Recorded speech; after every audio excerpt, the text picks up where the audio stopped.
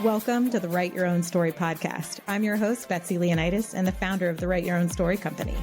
Girl, I can tell you right now, you are definitely enough.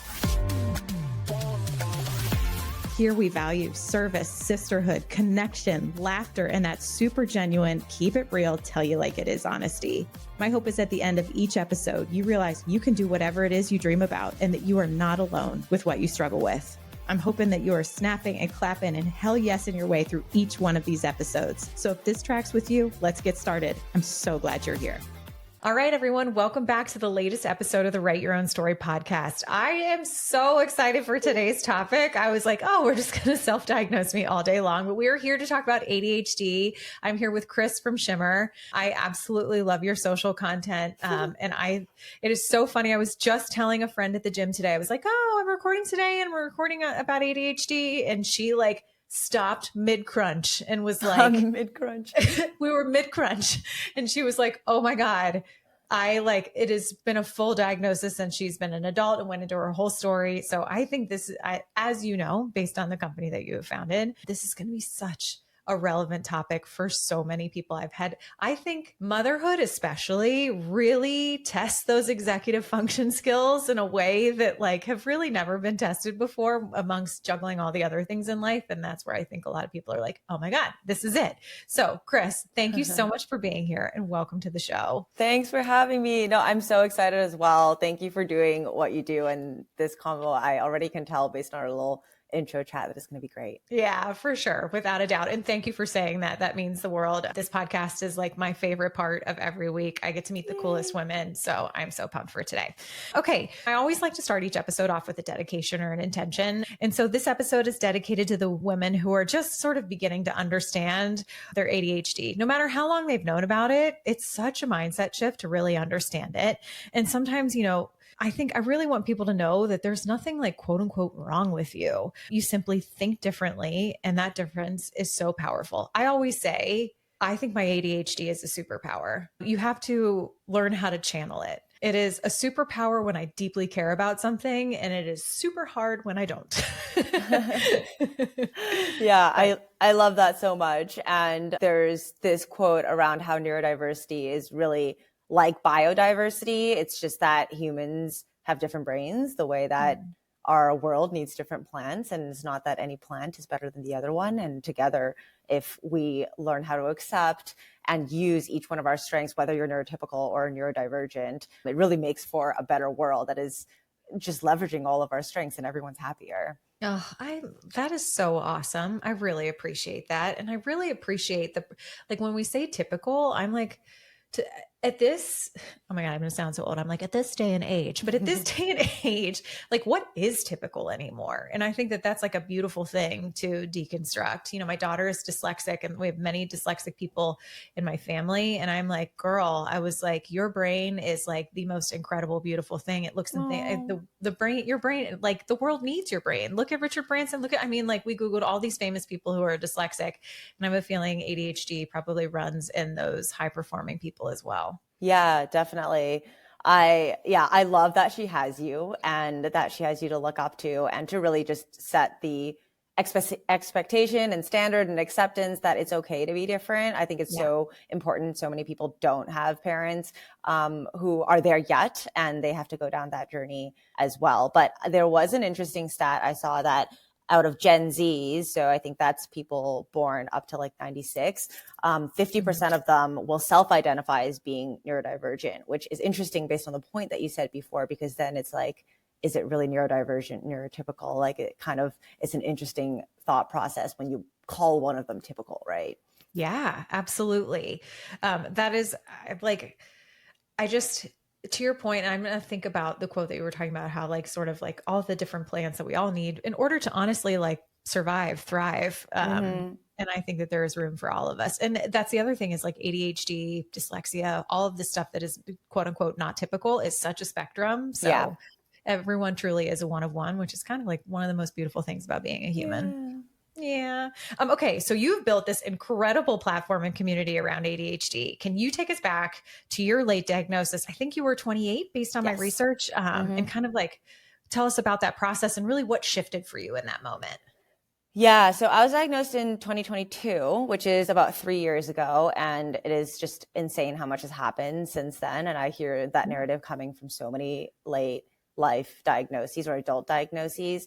And I think for me, the moment that I was at that point in time was I was an entrepreneur, and I lived my whole life prior to becoming an entrepreneur with a lot of imposed structures and imposed goals, which obviously has a lot of downsides, but I think the upside it had in my life is that a lot of my ADHD symptoms, they kind of had guardrails. So I worked in consulting. And then before that, growing up in an Asian household, it was very obvious that I just needed to get good grades and then everything in life would be fine. So I always had these like goals and guardrails and structures and routines just imposed onto my life. And so when I became an entrepreneur, all of that disappeared. And not only did it disappear, but suddenly I found myself needing to create that structure for other people and create those systems for other people. So a lot of things I never realized were my weaknesses or where I was bad at, they just all started hitting me all at once. And at the same time, I think there was a lot of content like on my For You page that was being pushed towards me. I had friends who had ADHD who started just planting these little seeds in my mind. And honestly, that's how it started. It wasn't even from a doctor saying anything, because when I grew up, I was definitely that kid jumping off the walls. But because I grew up Asian, my parents, their last resort would be to think about mental health or neurodevelopmental disabilities. They just wouldn't think of that. So when everything was kind of falling apart at that time, when I was an entrepreneur, that was what, like, you get hit once, twice, three times with all these different messages, and then you start going down the rabbit hole. And that's really what led me to that diagnosis. At some point, I think it just hit me so many times that I started taking those steps. And once I started taking the steps and the rabbit hole started pulling me in, which I've heard so many similar stories, that was what kind of led me to the diagnosis. And when I reflect on kind of pre-diagnosis, because I was thinking about this question, I think my life was just a lot of, and I mentioned the like imposed structure, it was just a lot of masking and trying to do the things that I thought I was supposed to do. And especially growing up Asian, I think there's very strong stories and goals that are put upon you. And some of them are good, some of them are bad. I've come to terms with a lot of them, but I was masking. So through a lot of like micro corrections through my life, like be more like this, don't do this, be quiet, don't be chatty, don't like stop being so careless. Like all of these things slowly created the person who I was at the point of diagnosis, which not until after diagnosis and going through all of the unmasking and meeting people who I hadn't seen in a few years were like, wow, you're like way more ADHD. And at first I was like, I'm not sure what to do with that information. And then I realized that I don't think I was more ADHD. I just think that I was being more me. Yes. And obviously it pairs with a lot of ADHD symptoms because I have ADHD. So once I started viewing it more of like, okay, this is more me, not more ADHD, like that was a lot more of I think just motivation for me to continue to figure out what's more me. So now I'm more so, I guess, past the grief and then the relief. And I think I'm now in like the more curiosity phase of rewriting the narratives that were in my past that maybe were not as, I think, kind to myself. And also being able to now chart like a present and a future that feels more me and more aligned with my brain and my strengths and everything that I want to be. So I'm definitely in a way more positive space now, but definitely went through that, all of the pieces of the cycle, and depending on the day and the month, still sometimes go through some of it. Oh, without a doubt. I am unhinged on certain days of the month. And you think you'd be able to chart it, but not with ADHD. I thank you for sharing that, because I think so often when we get to the point where we are requesting a testing for diagnosis, like we have felt what feels like the bottom. And that bottom is super important, right? If we're to the point where we're actually going to the doctor, where we know it's going to be so hard to get into, we know this is going to cost money, we know we're going to have to take tests. None of this is sounding fun. Yeah. Like we're at a point where we're like, oh shit, I really need some help. But I also think correct me if I'm wrong, because you're certainly more the expert than I, but with ADHD, often anxiety can be like a trigger, or like, someone would be like, well, it goes along with it. I'm curious, as you've done the messy middle of untangling all the systems that you were told you should do, and now are living that more authentic self, even though one might describe ADHD as like, kind of like wild and boisterous and big, and which are all beautiful things, do you also feel more peaceful because you're like, I just get to be me?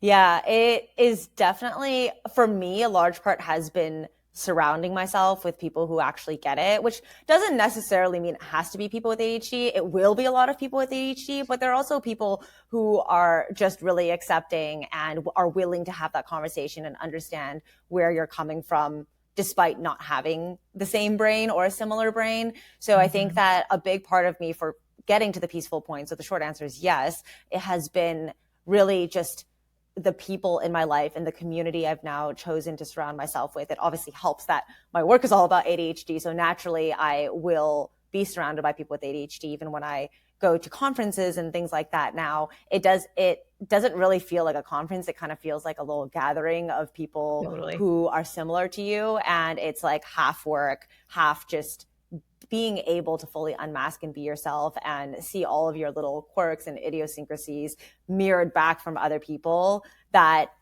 which is pretty cool, that come from like across the world or completely different backgrounds. Yeah. And being able to see that just really gives you permission to love those parts of yourself, because you see it in other people and you're like, wow, that's so cool and they're so funny. But I wonder why I've not seen that part about myself that way my whole life. I mean, if we're talking about ADHD or anything else, I think everyone just like did the go back 10 seconds and listen to that again, because like, why are we able to see so much beauty in other people, but we can't see it in ourselves when it is a mirror reflecting back who you are? So like, no matter where you are in life on your journey, just take a moment and think about that. Yeah. Like the beautiful you see in others is in you as well. You wouldn't see it if you didn't know it. Exactly. Yes. Okay. So you had mentioned that it was really when you became an entrepreneur, and oh my God, I can relate so much. I came from corporate consulting as well, advertising first and then into consulting, where like you are given the structures and the constructs, and then you become an entrepreneur and you're like, wait, what? And so those were kind of the bigger clues for you, as I'm understanding. But for the women out there who may or may not be in entrepreneurship, because the listeners out there kind of span both, what are some of those early detector signs? And because I feel like anyone listening who has those quiet whispers, what are we looking out for that it's like, okay, maybe I should go get tested? Yeah. So I feel like a big point for a lot of people, entrepreneurship is definitely a big one. I hear a lot of when people get diagnosed, but I think the bigger one I actually hear is when people either become a parent or their child is diagnosed and they start to read those symptoms lists their child. And they're like, wait a second, I also feel all these things. Again. Yes, totally. So those are some points I do hear a lot, but in terms of the signs, so for ADHD, there's basically like three broad categories. There's hyperactive ADHD, which as a kid is the person who's generally bouncing off of walls. But as an adult, it might be, especially if you've been masking your whole life, it might be a bit more internal, like racing thoughts, constantly thinking really fast about different things. The impulsivity is part of the hyperactive part as well. So maybe not being able to wait your turn, getting really upset if you're at the coffee shop and the line is really long. So there's a lot of very like micro examples that you can feel. And then the other second one is inattentive. So as a kid, it's usually a lot of them are women or girls when they were kids, where they were daydreaming in class, not really able to focus. And then when they get called on their name, you kind of have a little bit of a lag. And sometimes we are able to just, our autopilot in our brain can repeat back to the teacher what they said, even though you weren't listening. So the daydreamer is kind of the stereotype of the inattentive. But as an adult, it's also not being able to focus on conversations, even though it is important to you and someone's speaking to you, and you find yourself, someone is talking in front of you and they're almost at the end of their sentence. You're like, oh God, I hope I can understand this by the time that they finish, so that I don't have to tell them that I wasn't paying attention, because it's going to be taken completely wrong. And then also just not being able to focus on maybe one item that you're trying to work on and you constantly getting pulled in different directions. So that's kind of more on the inattentive side. And then the type that I am is the combined type, which is, luckily or unluckily, you have all of the above. I think I might be that as well. Yeah. So you have the hyperactive symptoms and then you have the inattentive symptoms. And again, I think that it usually shows up differently as a kid and as an adult. A lot of it for me, especially, has been because I've been masking my whole life, and because you have more awareness of what's socially acceptable and have kind of molded yourself to that, versus when you're a kid, you're really just doing what your brain is telling you to do. So when I was a kid, I was constantly kicked out of all of my classes and put in like a little chair that was in the corner, away from everyone, or right in front of the teacher, because they thought then I wouldn't disrupt other people. And I was just constantly running around and climbing things. So I had the more stereotypical, what stereotypically is known as like young boys who are disruptive with ADHD. But I also had the inattentive symptoms, just no one really caught on to them, because as I mentioned, the example before, where I would always somehow be able to, at the end of it, just say something that kind of fits, and then people don't really notice because everyone's focused on themselves anyways. So those are some things, some little micro examples, I can go on about them forever, but that show up as from when you're a kid to when you're an adult. But if you are thinking about it, I would just recommend doing any of the like online free quizzes. It is not a diagnosis, obviously, but it does give you an indication towards a direction, because I find that a lot of the times the way that Instagram and TikTok creators, and obviously I am one as well, we make content is sometimes, because they're trying to get views, it is a little bit exaggerated, or there's the right hook to pull you in. So if you don't have ADHD, it's very easy to resonate with the things that people are posting about, because it's created in a way that can resonate with a lot of people. So I would just also beware that if you can be pulled in by social media to the conversation, but I would go a step further if you actually want to first do a little bit of like a self-assessment. And then if you want to go even further, then finding a healthcare provider to actually give you the answer if that's what you're looking for. Yeah. Wow. That's so helpful to hear that really there are those two broad buckets around hyperactivity and inattentiveness. Sidebar, because I'm ADHD and I can do what I want, but I have twin 9-year-old boys and and they're very fraternal. I mean, they don't look alike, they don't act alike, but they're best of friends because they don't compete over anything. One presents as hyperactive and one presents as inattentive. Isn't that wild? Interesting. Yeah. Wow. Yeah. Isn't that cool? I mean, I almost feel like they're like mirror twins because everything about them is pretty opposite, but it's really interesting. Wow. That's fascinating. It is. And I think, it's often like, what is it? Squeaky wheel gets the oil. So often it's these hyperactive souls that get all the attention because they can be quite disruptive. I certainly was and still can be. But I feel like sometimes with our inattentive kiddos or inattentive adults, because as you said, we have this autopilot brain, and like ADHDers, we're quick on our feet. And so like I can BS with the best of them. So like if I can string together a couple of thoughts that, a couple of things that I heard you say that I put in the autopilot, I can come up with a response for you. But like, did I, for an example for school, did that information really sink in? Absolutely not. Yeah, exactly. We come up with a lot of different coping mechanisms. Like now I even know if I just can catch like 3 words that someone says, I can reflect those 3 words back to them, and they will continue going because they're focused on telling their story. And especially with inattentive kiddos, I think what happens in school is that teachers, especially if they're not educated around what ADHD looks like, is you're going to prioritize the kid who's being disruptive because they're disrupting everyone else. Totally. And it makes some degree of sense. And I can see why that had happened. But if you're inattentive and you're not disrupting anyone else, but just your grades are maybe low, or you're not learning, and then you become disengaged in school, and then it just becomes a whole cycle, but you're not disrupting anyone. So for the teacher, they're going to prioritize the person who is just making everyone else not be able to learn.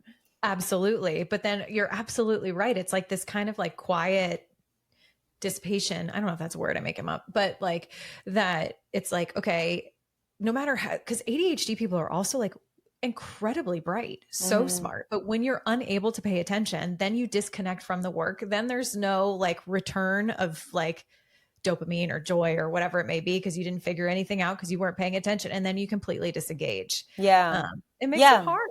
And if they were to get the right support and they were to find a way to engage in school, then maybe they would have got higher grades, gotten more involved in things that they were interested in. And then it just becomes like the positive flywheel if they do get the right support, so that it doesn't become that they're 28, 35, 55, where they're kind of looking back and being like, oh, I wish this went different. I know I have so much potential. I feel like I'm really smart. Like, why aren't things working out for me? Yeah. The why aren't things working out for me? I think adults who are just kind of exploring ADHD can probably feel that big time to be like, why are things like not working out like they should? Yeah. Yeah. We Yeah. hear that narrative so much. They're like, I know I'm smart. Why is it like this? Like, I know I'm capable of so much more.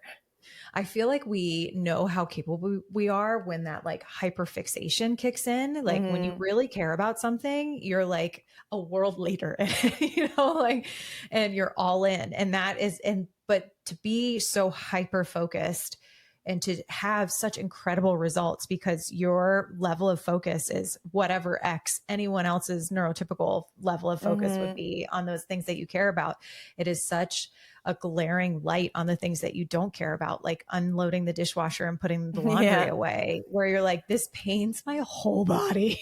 Yeah. And it takes all your energy for the day. And I think that especially when we think about kids too, like because we have an interest-based nervous system and not importance-based, we will do things that we like to do and we're good at. And instead of a teacher or a parent being like, no, don't do that, that's disruptive. There's generally, if you look at something that's disruptive, let's say I rallied my entire class to do something ridiculous and prank the teacher. Instead of saying, hey, you shouldn't do that.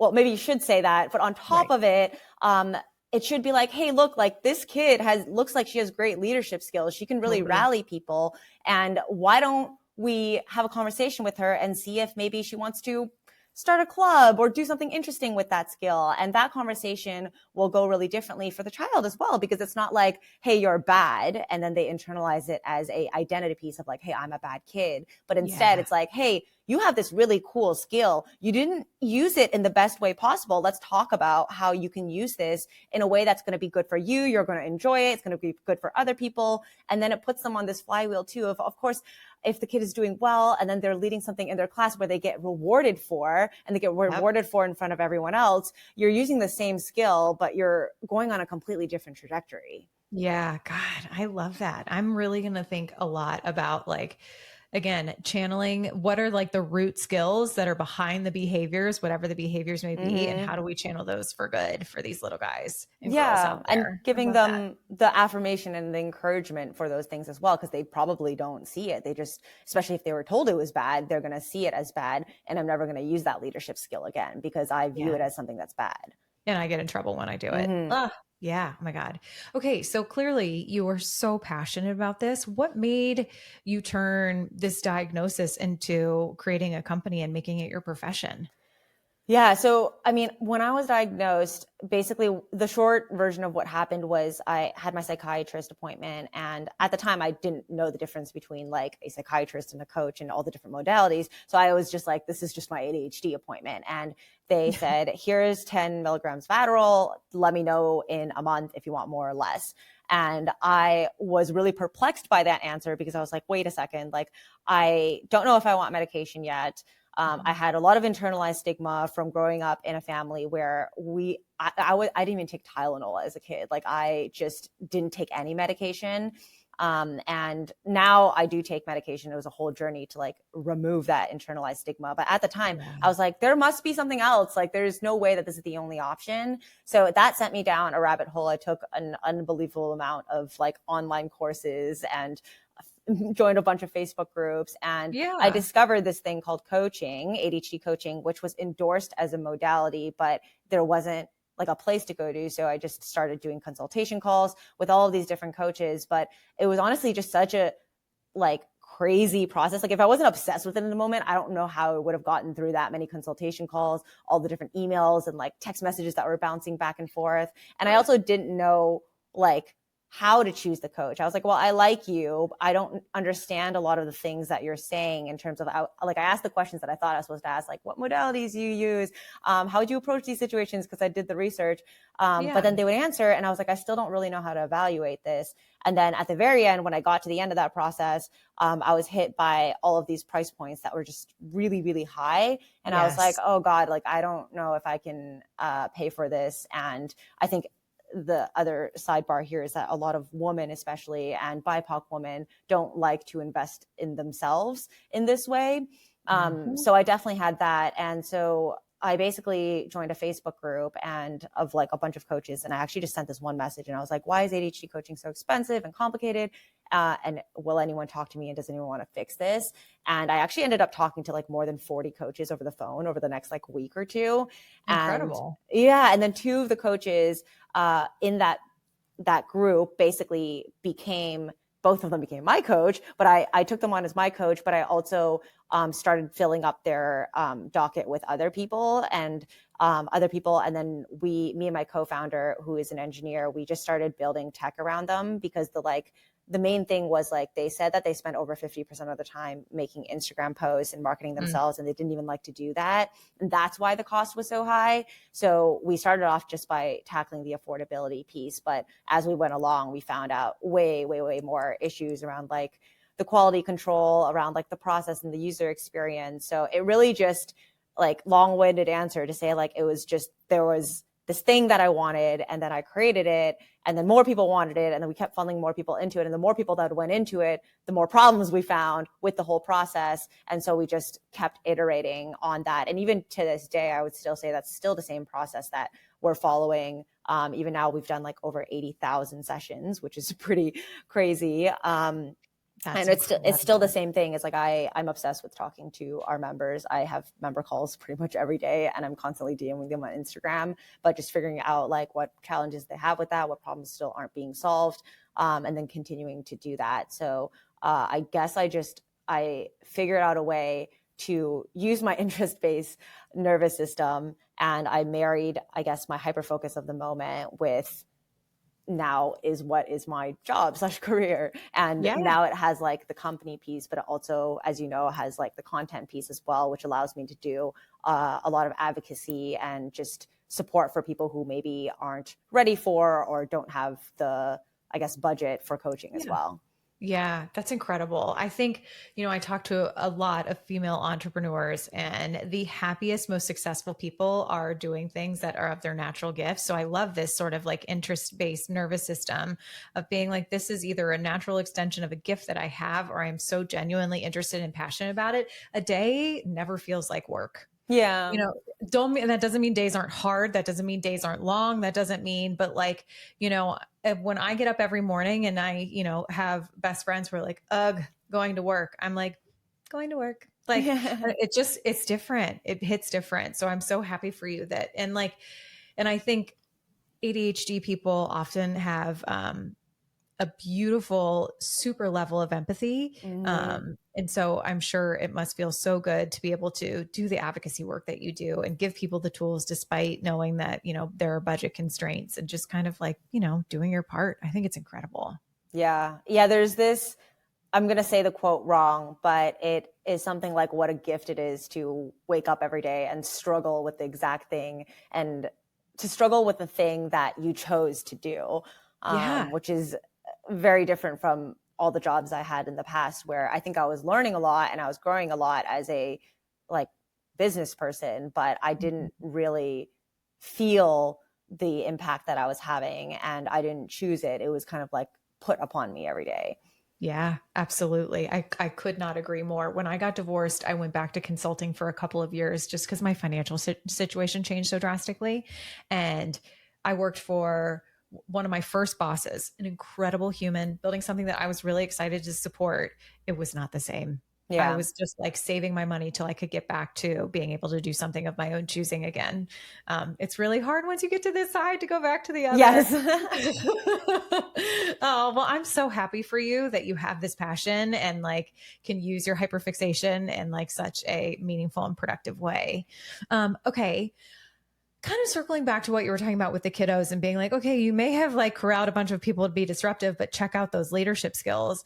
What are we going to say to the women out here who are adults who are feeling like I'm deficient? Why can't I focus?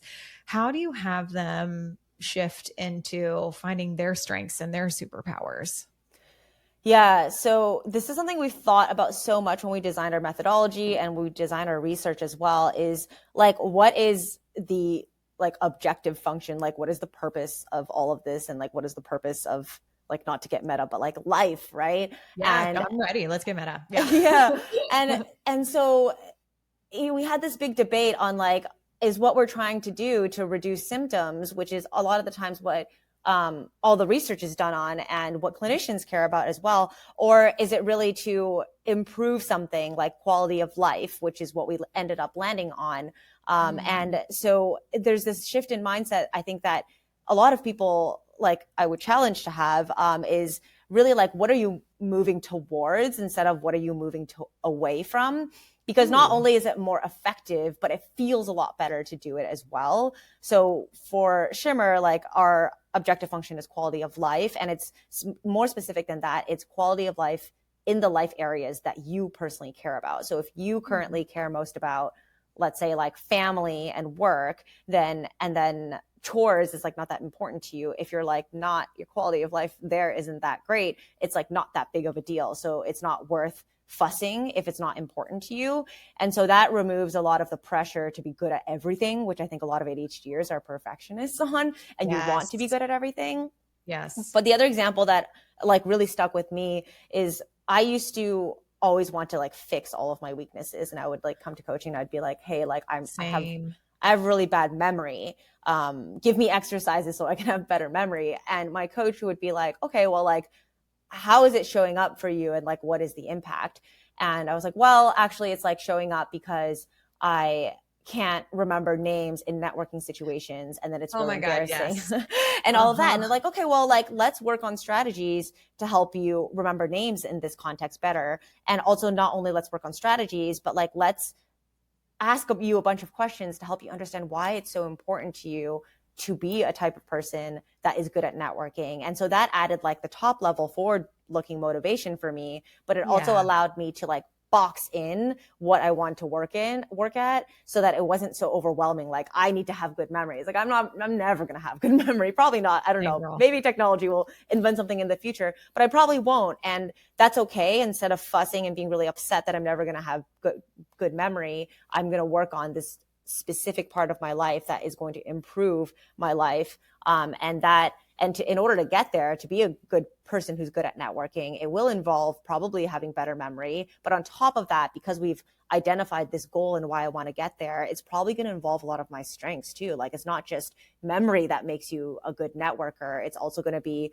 me bringing in a lot of my other skills and my other strengths around empathy and connection and fostering those strengths. So when it's framed in that way of like, oh, actually, like, this is the goal is not to reduce your to improve your memory. The goal is for you to become a great networker because it's important to you. And then you can start to think about all the weaknesses you want to improve, but also the strengths you want to improve and the strengths you want to bring into this conversation to help you get there. And so once people start having this conversation, happens over and over again in different areas of your life with different goals, and then they start to feel the like little wins and you see that it's working. It's a very long process, right? Because at first you're like, okay, like I just want to get rid of all these things that are bad. But once you start seeing the little wins and then you start seeing the medium wins and the big wins, then you not only understand on like an intellectual level from like, I don't know, listening to this podcast, but like you felt it in your life. And once you feel it in your life, it becomes completely different. And then you become a huge advocate for that process, and you'll start digging into it and learning more about it. We're such big advocates about having people like learn and come to these realizations on your own. Like, these conversations might spark that like little start, but it's not going to bring you over the finish line, right? Like, you need to be messing with stuff in your life and like failing and winning in order for you to really, for it to sink in and for it to become like really your story. Yes. And to kind of like figure out your own version of what that solution is. You're like, here's the construct, here's the framework, but like, you have to wiggle and jiggle in this. And like you said, fail and win and all the things to figure out, okay, how does this actually fit my brain and my body?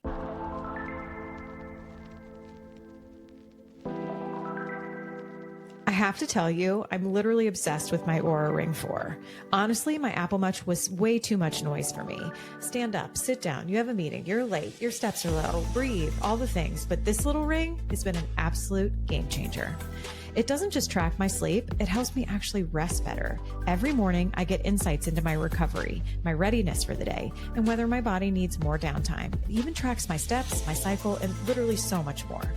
If you're someone who loves data, cares about your health, and also loves cute jewelry, this ring is for you. This is a gentle reminder, backed by science, that rest is just as important as hustle. Unlock this powerful tool for better sleep, less stress, and smarter recovery with Oura Ring 4. Use my link in the show notes to get 10% off your Oura Ring today.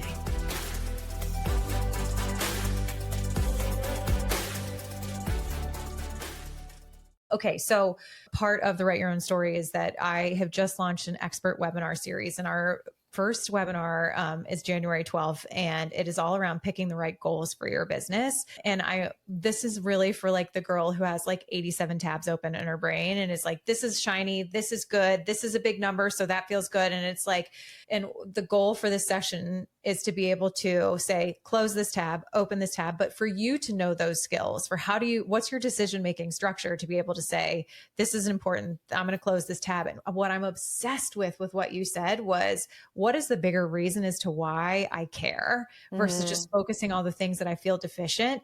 Why do I care? Why do I care that I suck at like keeping the kitchen immaculate? Is my kitchen high functioning and clean? Yeah. But like, when is the last time a stranger walked through the door and was like, gasp, your kitchen is messy? Like, but that is my deepest fear, being like judged that I have a messy kitchen when it's just me and the 4 kids at home. I don't know. So I love the idea of being like, okay, why do you care about networking? Or why do you care about better memory? Even broader than that. Why do you care about better memory? Well, really it's around networking. This is so critical for my business. I love my business. And and just kind of breaking down those broader steps makes so much sense to me. And like, that is going to be something that I'm going to journal about later, because I agree. I feel like we all focus on what feels deficient, and it's important to focus on what we're great at and, to leverage those strengths. But where we are deficient, to your point, is to be like, okay, why do we care? Yeah. Do we actually care? Does it really matter? God, yeah. That's like liberating. Yeah. I think it is so liberating. And it's like, when you've been told so many times that so many things about you are wrong, it's so easy to just focus on those things. And I think that there's just so much value in maybe just, let's say, just for one day, let's put those things aside and just sit down and think about like, where do you actually want to go in your life? What's important to you? Which life areas are important? Which of your goals are important to you? And then it makes it so much easier to look at those weaknesses, because then immediately like half the weaknesses become irrelevant, because you're like, wait a second, these ones like actually don't matter to the goals that I have. So let me just put them aside for a moment. And if it's scary doing that, you could say, okay, I'm just going to put it away for like a month. I'll write them down. They're still there. If I want to revisit them, I can revisit them. So it doesn't feel so permanent.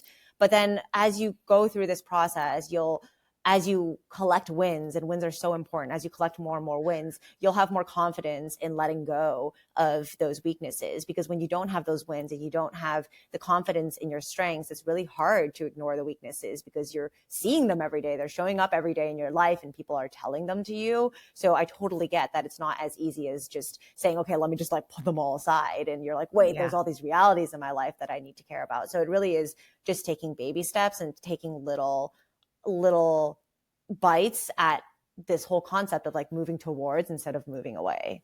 I literally am obsessed. Okay. So on the flip side, as opposed to being like, okay, here's how we think about what we find deficient in our life, how do you help women sort of channel their superpowers that come with ADHD? Yeah. So again, everything is contextual. So it's about figuring out where they want to go, and then figuring out if perhaps the way that they've been approaching it doesn't rely enough on their strengths and instead relies on areas that they aren't good at. And the only reason they've chose to do it that way is because everyone else does it that way, which is they should a lot of the exactly they should. Totally. Yeah. And I know you have had this question later, but this is relevant of one of our members, her example, I think is just so good here of like channeling her strengths. So she was just finishing her business school when she came to us, and she was in this old job that she didn't really like, but she was good at. But she couldn't take the step because she was not getting interviews for all the jobs that she did want. And she was going through coaching for a bit and basically realized that her approach to trying to get a job was submitting resumes, which seems normal, right? And what the coach, instead of saying, okay, like she came in being like, how do I submit more resumes per day? And the coach was like, okay, like, why don't we take a step back and like think about what strengths you have? And she was like, okay, I trust in the process. Let's do this. So she found out that actually what she's good at, what she's never really reflected on, was the networking piece. Was like, she makes great first impressions in person. She's really good at like all the small talk and the little talking about people's families and things like that. She's just very relatable. And so they ended up changing up her process, and she ended up going to a few of those career fair things because she had just finished business school, so she still had access to that. And so she went into some of those career fairs, and then within the matter of weeks, she ended up getting a bunch of different interviews. And now she works in like a user experience job for a large like healthcare company, which is exactly what she wanted. But she probably never would have got that if she kept on with her original goal of, how do I just submit more resumes per day, which was her original coaching goal. And so a lot of coaching too is like taking that step back and helping people realize that maybe it's not the what that they're struggling with, but maybe it's the how. And when you take an approach that is more fit for you, and that specific approach might not work for a lot of people, that probably sounds terrifying to a lot of people. They're like, I don't want to talk to people at a career fair. But really reflecting, taking the principle of that and reflecting on like, what are you good at? Maybe you are good at writing long form content, and the better way is for you to put out more long form content in the world and get inbound than you just submitting a lot of these 1-page cover letters. So it just really depends on the person. And for that specific person, it really was like drawing out their strengths, but in context of a goal that they had, which was getting the job, not just the strengths for the strength's sake. Strengths first. Yeah. Just for being like, look what I'm good at. Yeah, absolutely. Okay. So then now we've talked about sort of like, okay, how do we handle deficiencies? How do we channel strengths? Context is everything. What are your thoughts on the role of medication in this whole process? Like, what is medication actually for? Because medication isn't going to make your strengthier and your deficiencies more, more or less efficient. Like, what is medicine's purpose, and kind of what are your thoughts on that? Yeah, there's a quote that I like, which is medication is like glasses. It helps you see clearer, but it doesn't teach you how to read or dance or write or exist in this world. So glasses are important, but they don't solve your problem. And I think that's one big misconception that people have, is that they think that once they have medication, everything's going to be fine. And they put a lot of pressure on themselves and the medication. And I think that's where then, if things aren't going fine, then they say, okay, well, maybe I just need to take more. It's not working for me. And then they end up taking more and more and more. And then they end up in a situation where they're quite dependent on it, and they still aren't very happy with their life. So it's not really medication that's a problem in that situation. It's more around the expectations that we put in the education around it, which, for my example before of when I was diagnosed, like I definitely pretty much didn't get any education on the role of medication. It was more of like, I got more education on like the science of it and the dosing, and like more around the how rather than like the why of it. So, I mean, there is, I think, not really, like, I'm not a healthcare provider, so asterisk, but I think that depending on where someone is in their life, medication is often needed as the first step to even get you to a point where you're like regulated enough to be able to take these steps, whether it's coaching or it's therapy or it's other behavioral modifications. And also, like on the flip side of it, a lot of people with other co-occurring conditions or cultural barriers or whatever it is, they cannot or won't take medication. So it really is personal. And so, but on a high level, if you are taking medication, it really is to like get you in that spot where you are regulated enough and you can take other steps as well. And I'm a strong advocate for like a mixed treatment. So medication, but also working on different environmental changes, different skills that you're building, psychoeducation around how your brain works so that you can accept yourself. And then depending on what other co-occurrences and situation that you have in your life, also therapy. So all of these things are just used contextually depending on the person and their goals. And I think that they're all great. And it just really is about figuring out what that specific mix looks like for you. And it might look different throughout your life as well. And that's totally okay to reevaluate what that mix looks like for you. Absolutely. I have a couple of personal anecdotes just to give a little context to that. Like, the way you explained it just made everything click. I was just kind of living life and experiencing it and just kind of trotted along. But the way you explained it makes total sense. So when I was in college, I went to College of Charleston my first year. I had been diagnosed as a child with ADHD and was put on medication right away. I hated the way that I felt on it, and would put it under my tongue and spit it out after I went to the nurse's station. I was so bad. But then when I was in college and I really wanted to switch schools, I would just College of Charleston. I love visiting Charleston, but wrong shoe on the wrong foot. Right. So I was like, I really want to go to Miami of Ohio. And so I started taking my medication again because I wanted to get the grades. I wanted to fill out all the forms. Forms are where I go to die. Like they hurt so much. So, I knew that I had a huge job ahead of me. My parents were like, if you get the grades, fill out the forms, do the whole process, we will support you, but this is on you, girl. Which I appreciate. And so I took my medication and I went from in high school, I was probably like a 3.0 student to almost a 4.0 student in college. And it's not that the medication made me smarter. The medication was the glasses that I put on where I went from seeing blurry to seeing clear enough where I could teach myself how to study what worked for me. And I was like, oh, and then, okay. Another example is then as I became an adult and went into the professional field, I was like, I would like to get off my medication. I've learned how to channel what work looks like for me. And I've built those skills and that went great for me going off the medication at that time. I kind of found my own rigor with work. Then fast forward, however many years later, I get divorced. I have 4 kids. And I'm so overwhelmed that my vision, in the metaphor went completely back to blurry. So I went back on my ADHD meds and it was a lifesaver, and I just was like you said, I would never be able to explain it until you've just said this though, where it was like, okay, now I can at least see straight, but I still have a ton of stuff to figure out and fix and calibrate and adjust to. But it gave me the ability to at least see what I was doing to make those changes. And it took years to kind of find my new lifestyle and new rhythm and all the things, as it does with every divorced person. But then I decided to go off the medication again because I felt pretty steady. But if I ever need it again, I certainly will, because it absolutely has served a really important purpose in my life. Yeah, I love that self-awareness and you thinking about it very holistically and what levers you can pull on throughout your life and also what you need in that moment as well. So that's really beautiful. Well, I didn't know until you told me. So thanks. You were doing it though. Apparently, I don't know. I'm just out here doing me, but that makes, all of a sudden your context made it make so much sense where, because I do think a lot of people think as medicine is just the solution, but it's not, it's the baseline. Yeah. Oh, yeah. That's okay. That is so helpful.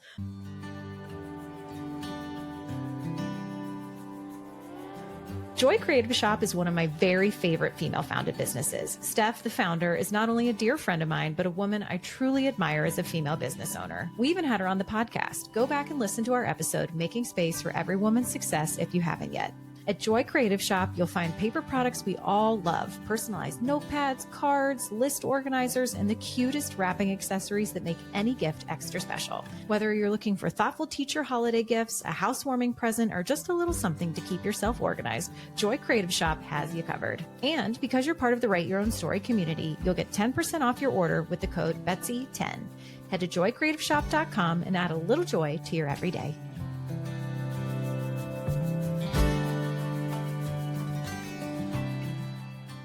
Okay. So when we talk about I want to think of, as we're getting kind of close to the top of the hour, we've talked about sort of when do we want to get diagnosed? When do we use medicine? One of the other things I want to talk about before I get to my final couple of questions is you had mentioned environmental factors. So for those who maybe want to tinker with environmental factors, I can imagine it's very case by case specific, but what are some of those bigger levers that you see environmentally or holistically that people could experiment with?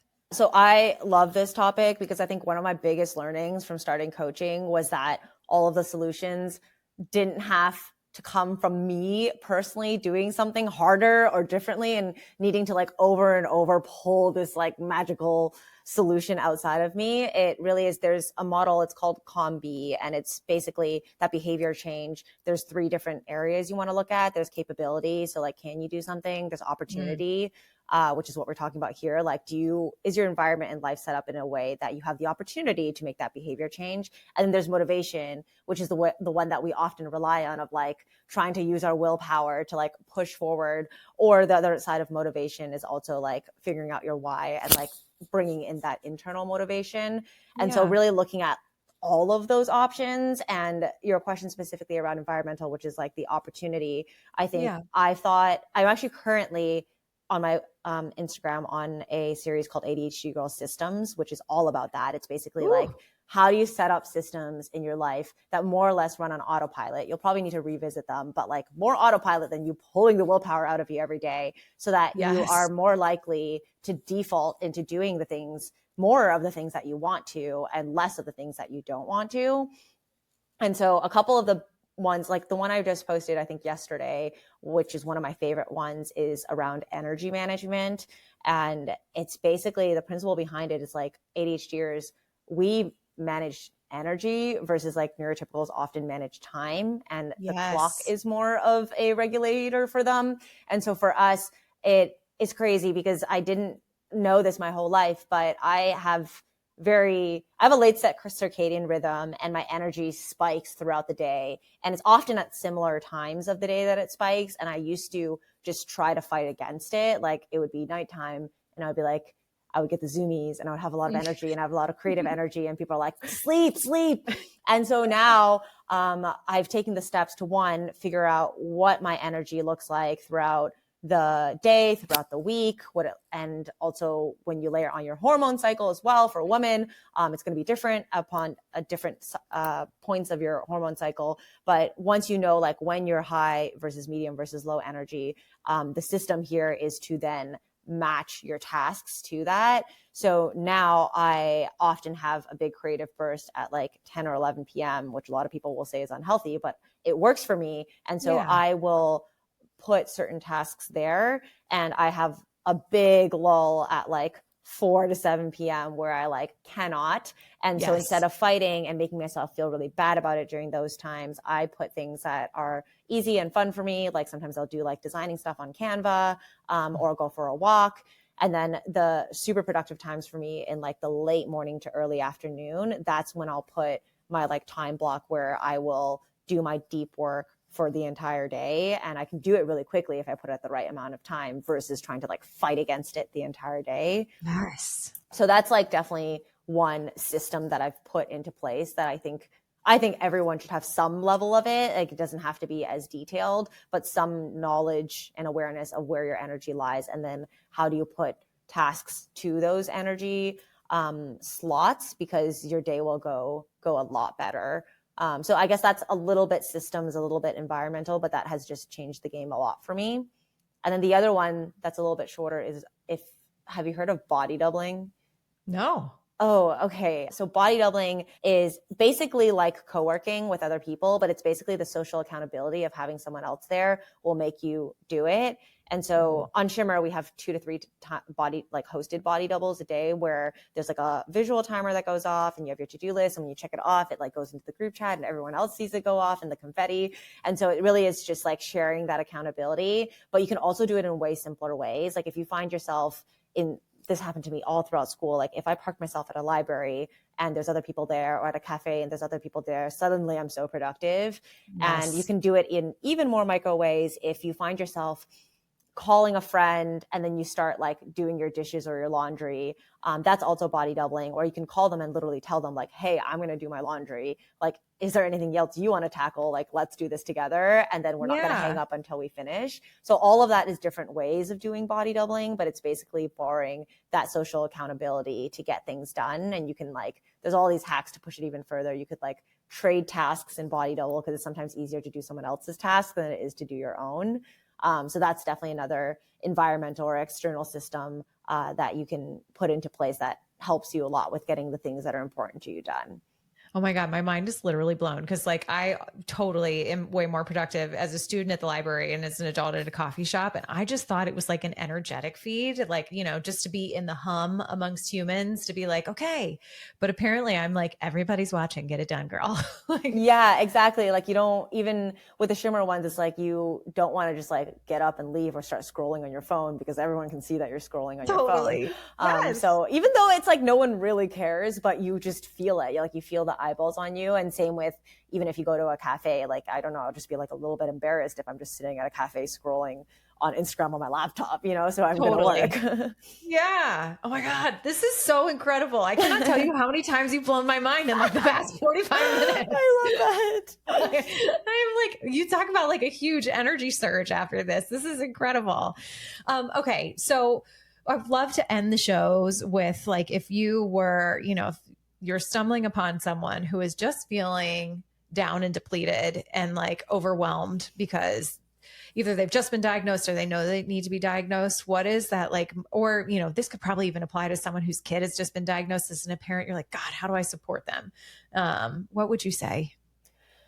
Yeah. So the first thing is you're probably doing the best that you can. Like you're doing well. It's a lot.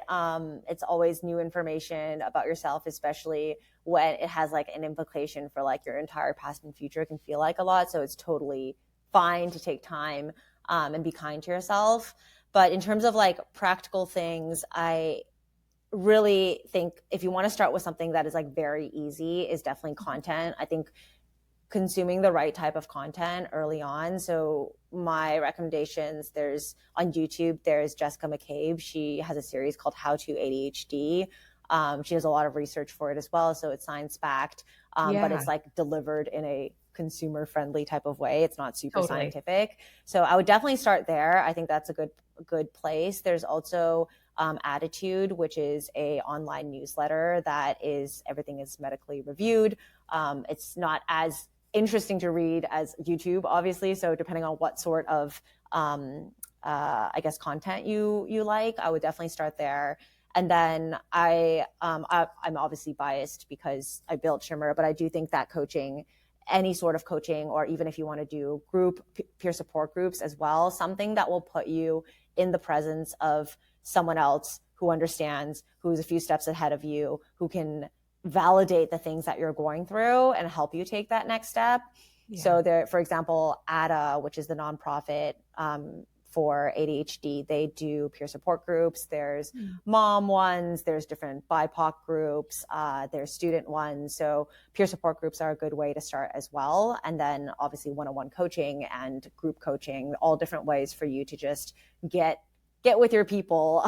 And it's not even just about jumping straight to solutions as well. Oftentimes in the beginning, you just need that like validation, and you need the security of someone else just even reacting when one of my favorite things is members often say that like when they first start their sessions, just being able to say something that's super quirky that they maybe were a little bit scared to say, and the coach kind of laughs, and you can feel that the laugh comes from resonance. It doesn't come from I'm laughing at you, but like I'm laughing with you because I also feel that. So 100%. Putting yourselves in these situations where you can feel these like little micro moments of validation, because it's going to be just a lot to take in the beginning, and just being with other people who can really just normalize it for you will go such a long way. Yeah. God, that means, I think, you know, that is honestly why I started the show, was for women to feel seen with whatever they're struggling with, to be like, oh my God, I'm not the only one. Cause it can feel so isolating, you know, I think, so that's so, okay. So I have no doubt that we have piqued a lot of interest about Shimmer. If people are like, okay, I want to download it, but what could I expect? Can you tell us a little bit about it, a little bit more detail about it? Yeah, definitely. So it's the modalities coaching. So basically, when you enter Shimmer, you get matched with a coach. So you go through this matching process, and it really is, again, for quality of life. So everyone's journey will look different. You will go through a process where you likely look a little bit into the future, set some goals. And that is often a new process. Even for ADHDers, we have impaired what's called prospective memory, which is basically like ability and propensity to like look into the future. So that process itself is already very healing. I remember my first session I walked away being like, wow, I'm so hopeful. Like this is this is going to be different. I'm so excited for this. So that's kind of the first step of the process. And then once you go through that, it'll be every single week, you're basically breaking down those bigger pieces into smaller pieces to figure out how you move forward with your goals. And maybe how do we look at our strengths? What values do you have?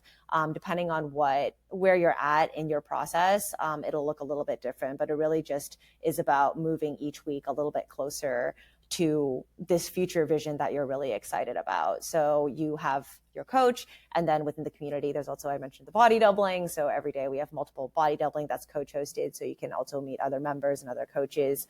Awesome. And then also we do really exciting webinars. We'll bring in creators and experts and our coaches to do all sorts of different topics, from like meditation to improv and play to rejection sensitivity to like what's the role of medication. So everything from like every area of your life, and about ADHD as well. So we're really trying to build this like ecosystem that not only helps you move forward with your life with ADHD, but also just feels more in this like forward, kind of like cozy, good feeling way to address your ADHD, as not a thing that you need to fix, but rather just a part of your reality that's going to be a big part of you and that you can accept and you can love, so that you can move forward in a more productive way with other people who all are growth oriented and have ADHD and can look at the challenges, but also laugh at the little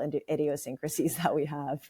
Yes. Oh my God. That sounds incredible. It's like I could just feel like the pulsing energy of being like, look at all these amazing, super bright, wild, and amazing people. And then be like, and now we're laughing at this over here. Exactly. Yeah.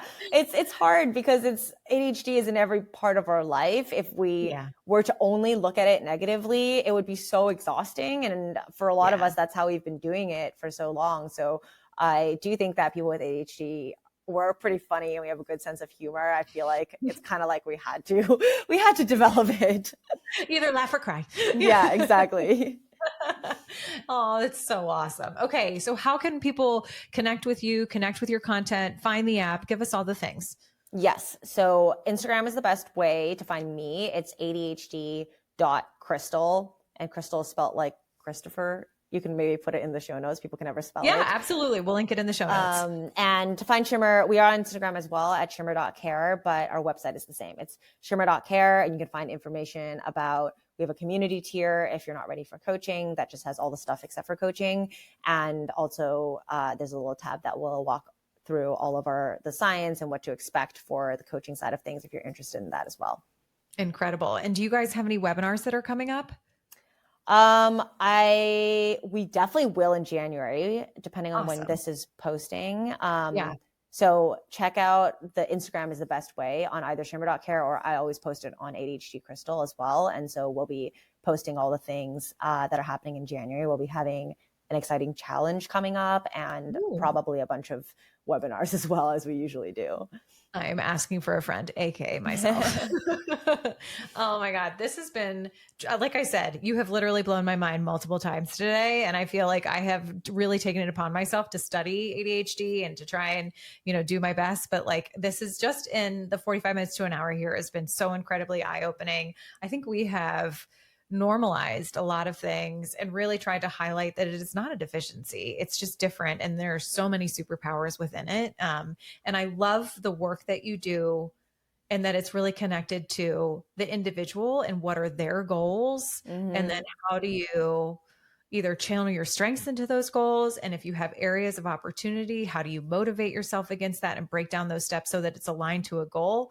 And then how do you just kind of close the tab, or at least, sideline some noise while you can focus on what's really, like you said, getting those small wins that are going to move you forward into the bigger wins. So this has been absolutely incredible. Everyone go check out her content. I know I'm headed to go download I'm going to go check out Shimmer. I cannot wait. So thank you so much. No, thank you so much for having me. This was really fun, and I'm glad to be able to share just any of my knowledge or experience. I spend all day, every day, way too much time thinking about this. So I'm glad that it's useful. 100%. All right, you guys, everyone, please share this episode. I know there are a lot of people out there who could use to hear it. And thank you everyone for listening, and we'll catch you next time.